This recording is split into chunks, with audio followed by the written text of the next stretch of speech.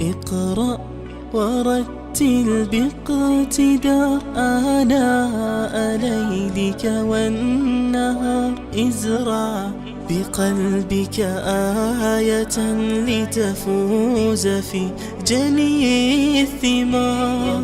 طب حياتك إنها بالذكر زاهية المنى. قوم لسانك مبحرا معنا على تاج الوقار.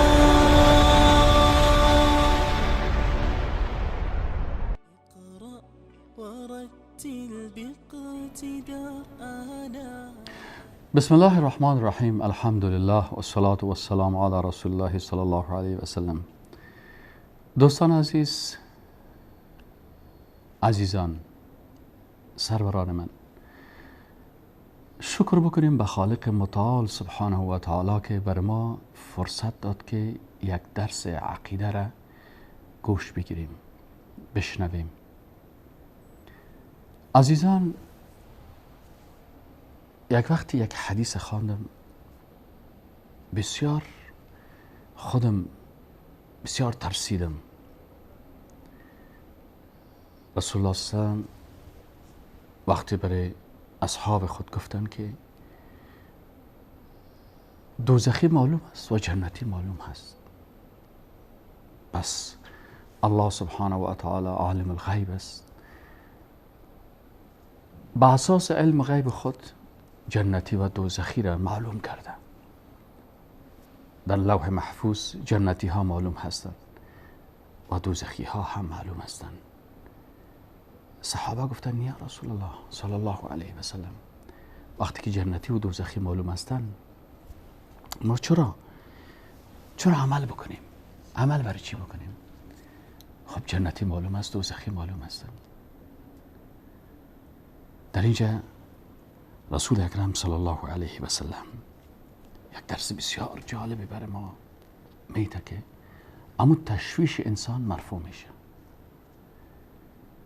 اویی است که رسول الله صلی الله علیه و گفت که برای هر کسی کل میسر لما خلق، برای هر کسی آسان میشود به اون چیزی که خلق شده. چی معنی؟ معنیش است که کسی که جنتی هست، الله برش راه جنتی ها را آسان میسازه، و کسی که برای دوزخ خلق شده، راه دوزخی ها برای او چی میشه؟ آسان میشه. ولی شما ببینین وقتی الله سبحانه و تعالی برای ما و شما یک فرصت داد، آمدیم درسای عقیده را میشنویم، محبت الله را، رحمت الله را، عظمت الله را، بزرگی الله را در درسا یاد میگیریم. خب معقول نیست و کسایی که مؤمن واقعی هستن که راه جنت بر از اینا الله باز میکنه، خلاص زیاد پشت فلسفه نمیگردن، زیاد پشت دلیل گفتن نمیگردن، بلکه میگن حق است، این حق میپذیریم. واقعا الله ذات یگانه هست، رحمان و رحیم است. این که من در خانه کی تولد شدیم، مربوط به کدام قوم و مربوط به کدام مذهب و مربوط به کدام فرقه و طایفه هستم، این عقیده این چیزها را نمیخواه. عقیده میگه که شما وحدانیت الله را درک بکنید. پس الله بر ما آسان ساخت راه چی را؟ راه رفتن بر جنت. اما اگر با وجود شنیدن حق باز ما منحرف میشیم، راه غلط را میگیریم و معقولانه برخورد نمیکنیم، و شیطان بر ما وسوسه میکنه که شما نه بابا این بر تو تعلق نداره، نه بابا تو اینا مذهبشان جدا هست. برادر، لا اله الا الله محمد رسول الله به همه تعلق داره. عقیده مربوط مذهب نیست.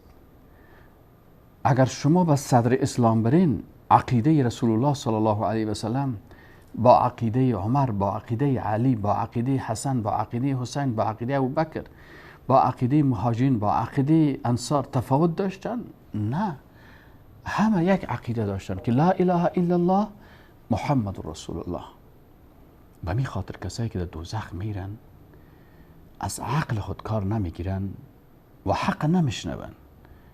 شما در سوره تبارک اگه برین و اون سوره این آیت پیدا بکنین که الله سبحانه تعالی میگه که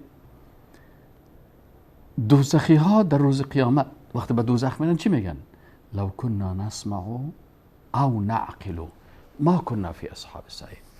اگر ما میشنیدیم، لو كنا نسمع، اگر گپ حق میشنیدیم، او نعقل یا از عقل خود کار میگرفتیم. این خود موضوع عقیده هست. وحدانیت الله هر مسلمان باید به ایمان داشته باشه، به یگانگی الله باور داشته باشه. لو كنا نسمع و نعقل ما كنا فی اصحاب السعیر. به این خاطر انسان باید بشنوه و از عقل خود کار بگیره بدون از اینکه شیطان در وجود از اون مداخله بکنه و از این خوشحال باشه که الله بر ما فرصتی داد که من این برنامه را میشنوم و این برنامه را نه به خاطر تضاد بلکه به خاطر از اینکه حق انسان بشنوه با قلب پاک، با خوشی و با محبت. یا الله من گپ حق شنیدم و فهمیدم که حق است، از عقل خود کار گرفتم و این را قبول کردم و در روز قیامت از جمله انسان های یکتا پرست حشر میشه. خوشا به حال کسی که حق بشنوه و او را بپذیره و شیطان در قلب از او و در ذهن از او داخل نشه و در گوشای از او پرده غفلت و تعصب و قوم پرستی و زبان پرستی و مذهب پرستی را داخل نکنه، بلکه وقتی حق شنید بگه سمعنا و اطعنا غفرانک ربنا و الیک المصیر. سمعنا و اطعنا، یا الله شنیدیم و اطاعت کردیم. خب دوستان عزیز، موضوع برنامه امروز ما و شما تعهدات سیگانه هست که ما در کلمه لا اله الا الله محمد رسول الله 3 تعهد داریم. تعهد اول این است که یا الله ما بغیر از ذات تو به هیچ کس دیگه هیچ عبادت انجام نمیدم. تعهد دومی بود که یا الله بغیر از شریعت تو قانون هیچ کس دیگه را قبول نمیکنم.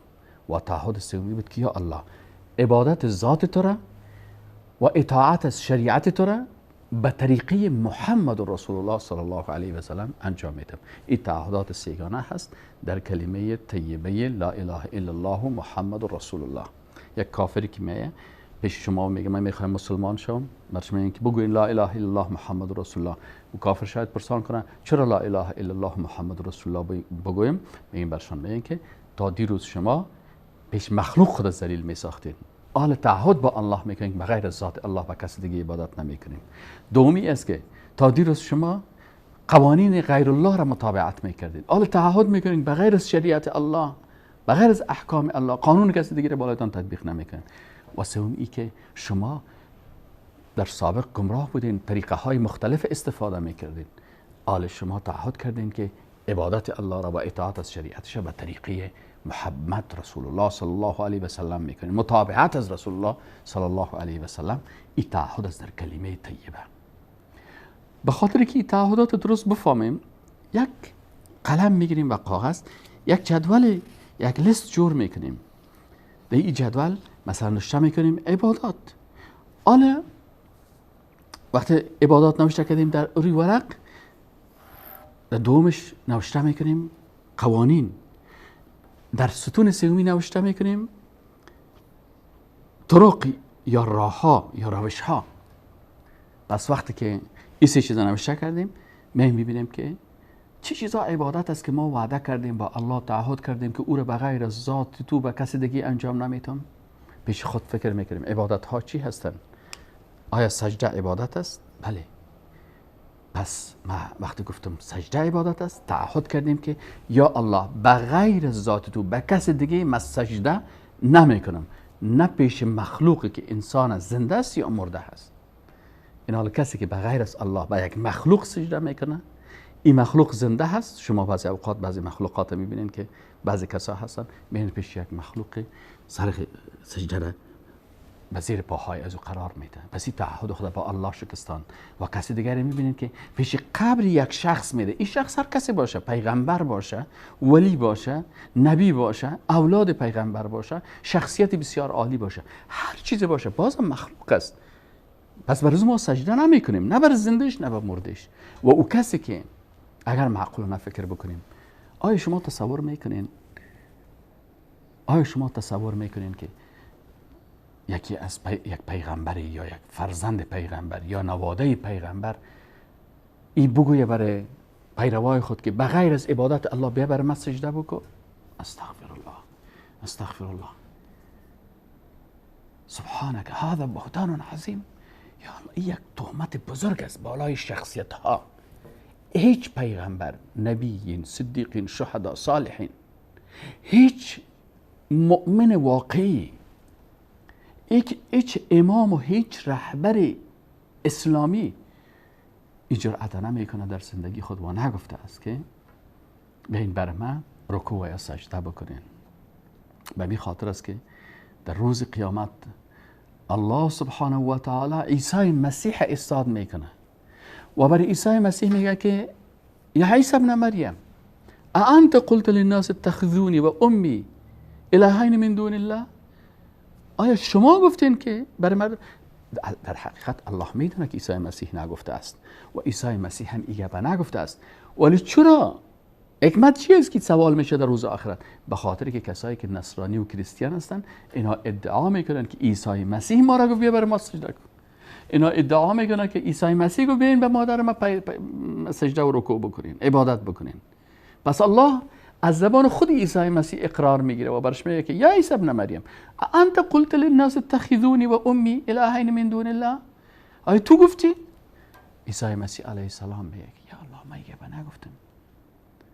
ان قلته فقط علمته، اگر گفته باشم خودت میدونی. تعلم ما فی نفسک، تعلم ما فی نفسی. یا الله تو میفهمی که من در قلبم چی داشتم. من یک انسان موحد یکتا پرست بودم، هیچ وقت امت خدا کسی نگفتیم که عبادت غیر الله را بکن. و آنچه که پروردگار را در نفس دوست من نمیدانم. پس این تمام پاپ جان پال و پاپ جان بندیکیت و پاپ ها و کشیش ها و فادر ها و مادرهایی که مردم به عبادت عیسی مسیح دعوت میکنه رویشان در روز قیامت سیاه میشه. چرا که خود عیسی مسیح علیه السلام از اینا اظهار براءت میکنه. و عین کار اگر ما مسلمان ها بخیزیم به یک پیغمبری یا اولاده پیغمبری یا کدام ولی یا کدام نبی سجده بکنیم و عبادت بکنیم، در روز قیامت الله سبحانه و تعالی از او پرسان میکنه که شما گفته بودین؟ او میگه مثلا نگفتیم، من خودم موحد بودم، یک تا پرست بودم، من خودم میگفتم لا اله الا الله، من خودم تعهد کرده بودم به الله که بغیر از ذات تو هیچ عبادت برای هیچ کسی نمیکنم. پس اینا که بعد از مرگ ما آمدن به قبر ما رکوع کردن، به قبر ما سجده کردن، ببینین سجده عبادت است، رکوع عبادت است. ورکعوا مع الراکعین.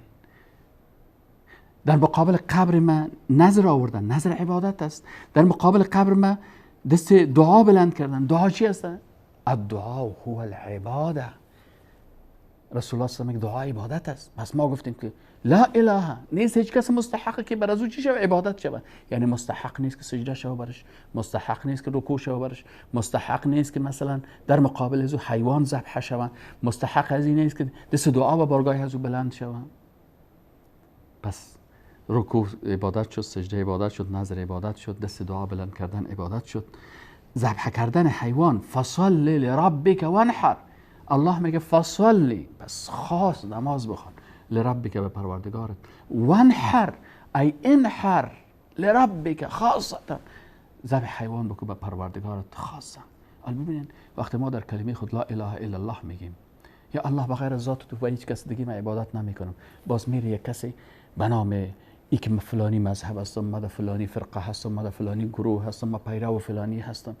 یا سبحان الله، عقلت و گوشت و ذهنت خودت تعهد کردی به الله که یا الله بغیر از ذات تو من به کس دیگه عبادت نمیکنم. پس چطور آماده میشی که بغیر الله سجده بکنی، بغیر از الله به مخلوق؟ ولو که مخلوق هر کسی باشه. چطور آماده میشی به یک پیغمبر و یا به قبر پیغمبر یا به یک ولی یا به یک قبر ولی یا به مجسمه ولی سجده بکنی و رکوع بکنی و عبادت بکنی و یا در مقابل از بری به نام از اون نظر بکنی؟ نظر عبادت است. گفتی که لا اله نیست هیچ کس مستحق عبادت، هیچ مخلوق نیست الا الله بغیر از الله. پس نظر به نام الله، به نام معبود است. ذبح حیوان، ما میریم در مقابل فلان شخص، در مقابل قبر فلان شخص، در مقابل مجسمه فلان شخص. شخص پرستی، انسان پرستی، انسان پرستی هست. چی به شکل مجسمه باشه پرستش شوه، چی به شکل این. اگر یک مخلوق، ببین یکی صنم است یکی وثن است. رسول اکرم صلی الله علیه و سلم گفت اللهم لا تجعل قبری وثنا، پروردگار قبر مرا وثن نگردانی. صنم و وثن چی است؟ اگر یک پیغمبر یا اولاد پیغمبر یا کدام ولی نبی نبیین صدیقین شهدا و صالحین، اگر کدام از اینا اگر بعد از مرگ ازی مجسمه ازی ساخته میشه، صنم ازی ساخته میشه. و اگر قبر ازی عبادت میشه، ای وثن گفته میشه. پس هر مجسمه ای که عبادت شوه او صنم است و هر قبری که عبادت شوه او چی است؟ وثن است. و رسول الله صلی الله علیه و سلم به الله دست دعا بلند کرد، گفت یا الله اللهم لا تجعل قبری وثنا، یا الله قبر مرا وثن نسازی، قبر مرا مثل مجسمه نسازی که ما برم او را عبادت بکنم.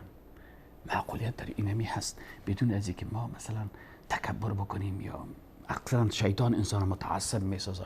والله شما مربوط به مذهب ما نمیشین، والله شما چطور هستین، والله شما چطور هستین.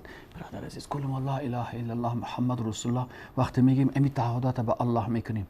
پس اگر میخوایم که ختم زندگی ما با لا اله الا الله شوه، تعهد خدا باید حفظ بکنیم. بسیاری کسا هستن در سجده تعهد خدا در این تعهد اول مشکنن.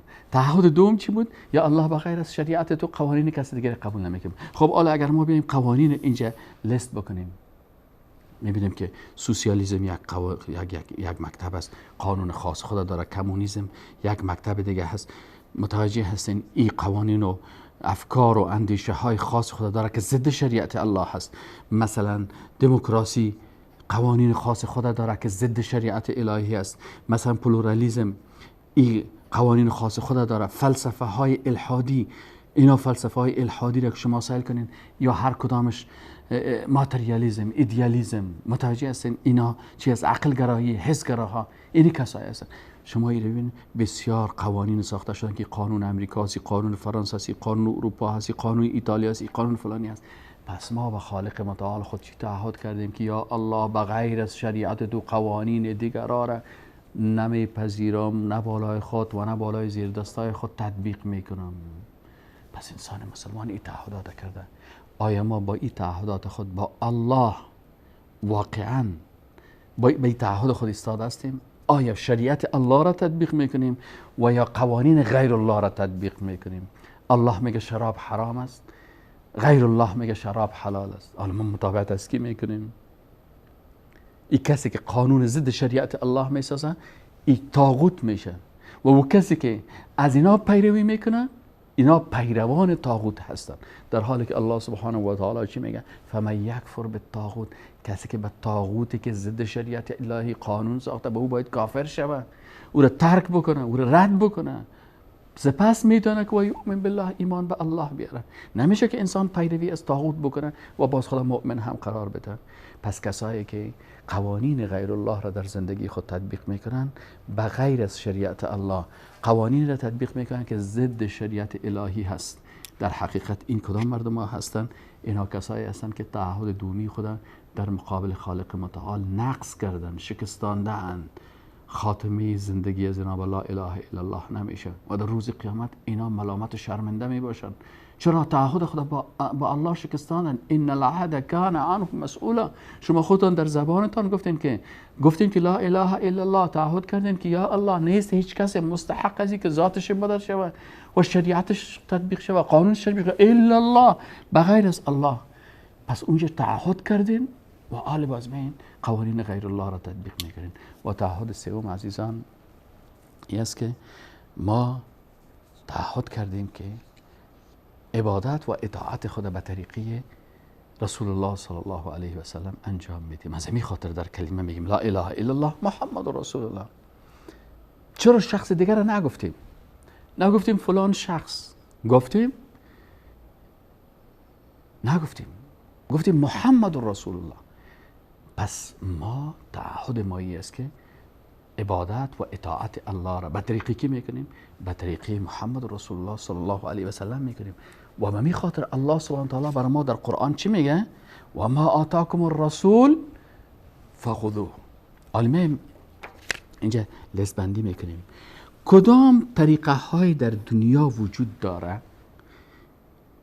طریقه های مختلف است. بعضی کسا هستن توسط موسیقی عبادت میکنن، بعضی کسای دیگه هستن توسط رقص عبادت میکنن، بعضی کسای دیگه هستن که خود اذیت میکنن، سر آتش را میرن، میخواین که با آتش چی کنن؟ اینا عبادت خالق متعال بکنن، به سر آتش برن، تعذیب نفس. بعضی کسا هستن طریقشان چی است؟ ترک دنیا هست، رهبانیت است، ازدواج نمیکنن. بعضی کسا هستن برهنه میگردن، به طریق برهنگی. بعضی کسا غسل نمیکنن، گندیده بوی میدن و میخوان که عبادت بکنن. بنان طریقه های مختلف هستن، به طریق رقص، به طریق ساز، به طریق ترک دنیا، به طریق عدم ازدواج، رهبانیت و این کارا. اما ما عبادت خدا چی تعهد کردیم با الله که ما عبادت های خدا به طریق محمد رسول الله صلی الله علیه و سلم انجام میدیم. محمد رسول الله صلی الله علیه و سلم هیچ عبادتی را با موسیقی نکرده، پس ما با موسیقی عبادت نمی کنیم. هیچ وقت رسول الله صلی الله علیه و سلم عبادت را با رقص العیاذ بالله العیاذ بالله العیاذ بالله نکرده.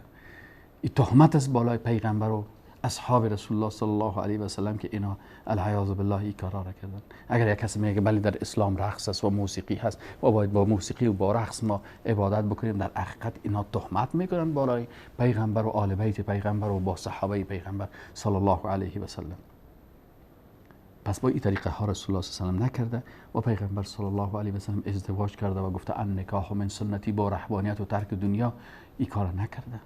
و پیغمبر صلی الله علیه و سلم برهنه نگشته، بلکه لباس پوشیده‌اند، ستر عورت فرض گفته‌اند. و به این شکل پیغمبر صلی الله علیه و سلم با نظافت و پاکی قسم نیست که یک کسی خدا گنده نگاه میکنه و ما ملنگ هست و ما ملنگیزم میاره. در اسلام ملنگ و ملنگری نیست. در اسلام پاکی هست، نظافت هست، نماز خواندن است. بعضی طریقه هایی است که عبادت ترک میکنن، بعضیا بسیار غلو و افراط میکنن، چیزایی را در اسلام سختی ها را سر خود میارن، زیاد سختی که این عبادت است. این هم بعضی کسای دیگه است که عبادت به نام از اینکه من رسیدم بالای من عبادت نیست. این هم طریق رسول الله صلی الله علیه و سلم نیست. رسول الله صلی الله علیه و سلم از پیغمبر که رتبه هیچ کسی بلند نیست، ولی پیغمبر صلی نگفت که من رسیدم بالای من نماز نیست، روزه نیست، حج نیست، این نیست. تا زمانی که رسول الله صلی الله علیه و سلم حتی بعضی از صحابه زیر شانه رسول الله صلی الله علیه و سلم میرفتن، رسول الله نماز خود ترک نکرده، حتی تا روزی که وفات میکرد ترک خود نکردن، بلکه حتی نماز جماعت ترک نکردن و در زیر یک شانه یک صحابی، زیر شانه دیگه صحابی است و میرفتن، حتی نماز جماعت ترک نکردن. پس وقتی که پیغمبر صلی الله علیه و سلم این قسم ای نبوده که فلان نفر از جماعت نره و مثلا نماز نخوانه و روزه نگیره، چرا میگه فلان نفر حفظ شده و رسیده هست و خلاص است. این گپا کلش گپای چی هست؟ گپای شیطانی هست. پس ما عبادت خدا به طریقه رسول الله صلی الله علیه و سلم میکنیم. این حال کسانی که به طریقه رقص و به طریقه با ساز و با رهبانیت و با ترک دنیا و با عدم ازدواج و با این که مثلا یا رسیدن و گپا که بعضی نمازها و عبادت‌ها را ترک میکنن، اگر به این طریقه ها اینا عبادت الله را میکنن، در حقیقت مشکل از اینایی است که تعهد سیوم خدا با خالق متعال شکستانده هست. دوستان عزیز، خلاصه ای که ما باید سر از فکر بکنیم که آیا ما با تعهدات خود با الله سبحانه و تعالی استوار هستیم؟ اگر کدام اشتباهی شده فرصت هست، الحمدلله این فرصت بسیار خوبی است که شما این برنامه را دیدین. فرصت بسیار خوبی است، الله شما را دوست داشته که درس‌های عقیده را گوش بگیرین. پس الله براتون راه نیکی را باز نموده است، از این راه نیکی استفاده بکنین و عقیده توحید و یکتاپرستی را با تعهدات سیگانه حفظ بکنین. ان شاء الله تعالی همه ما و شما را آخرین کلمه ما را در وقت جان کردن کلمه لا اله الا الله محمد رسول الله صلی الله علیه و سلم بگردانند و الله ما و شما را توفیق نصیب بکنه که به تعهدات خود استوار باشیم تا آخری کلمه که از زبان ما خارج میشه کلمه لا اله الا الله و محمد رسول الله صلی الله علیه و سلم باشه. و السلام علیکم و رحمت الله و برکاته. اقرأ ورتل باقتداء آناء ليلك والنهار ازرع بقلبك آية لتفوز في جني الثمار.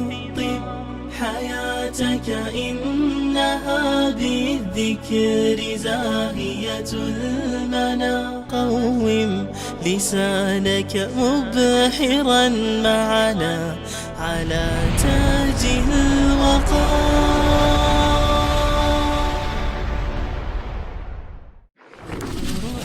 ورتل باقتداء آناء ليلك والنهار ازرع بقلبك آية لتفوز في جني الثمار.